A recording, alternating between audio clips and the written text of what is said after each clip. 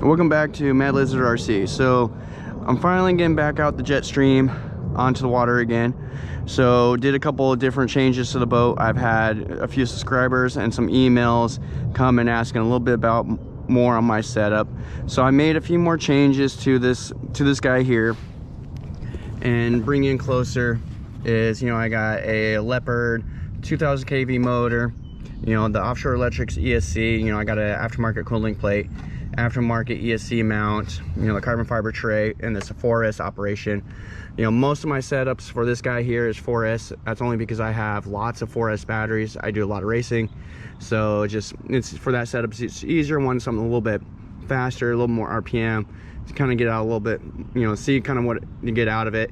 I've never really GPS this. I've ran it once, and then winter came, and then finally nice weather. As you can see, it's getting nicer to where I'm getting it back on the water. I'm just a local lake here today, just enough just to get a little bit of testing. So I got my GPS in there. Also, I am testing the shorter fins on this because my other ones, the sponsons, they did really good.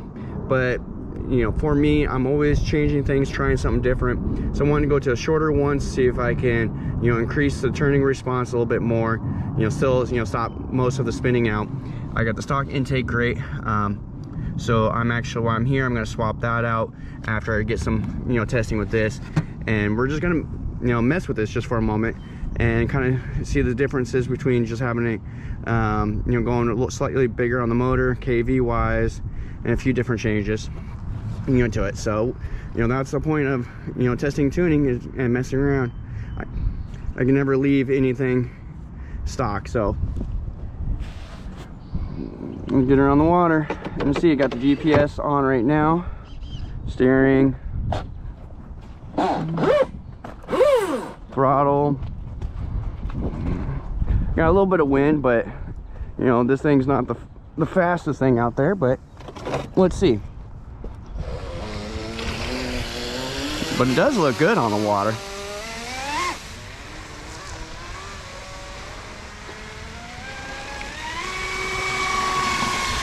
Oh yeah, it's actually a little bit faster.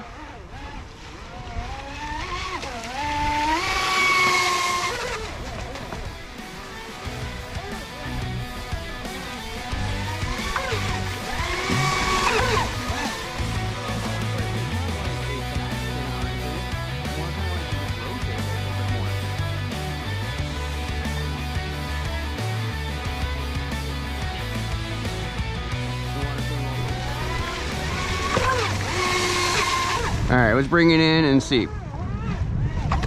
And I'm gonna switch out one part and I'm right back.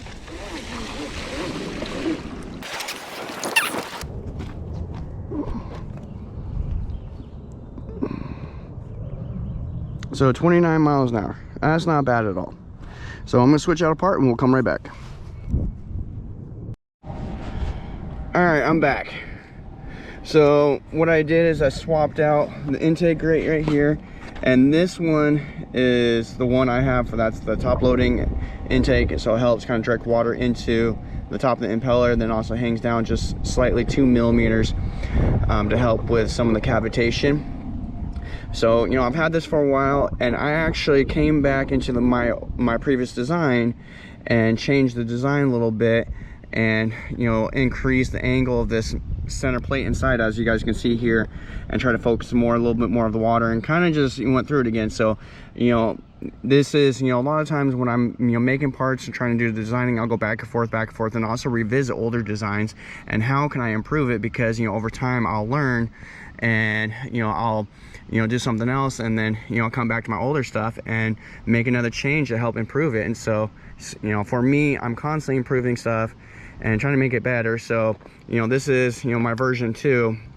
It's worth a try. So on my setup, we got 29 miles an hour. I got my GPS back in there again, so we're gonna put it on the water, see any type of difference, and try again. It's all about tinker, testing, tune. Let's try it. So I got 29 from the last video with it. I got a brand new fresh battery in it. We got power.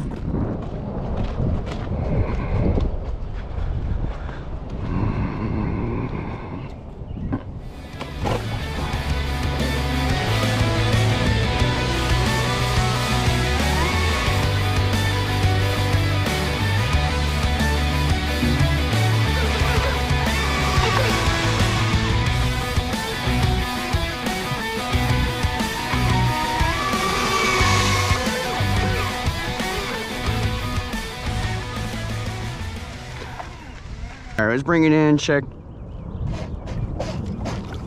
the speed on that guy. Bumper came in handy, see no damage or anything. Normal cracks. But again, it's a bashing boat.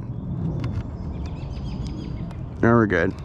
All right, let's check the speed, see if that made any type of difference. That felt like it.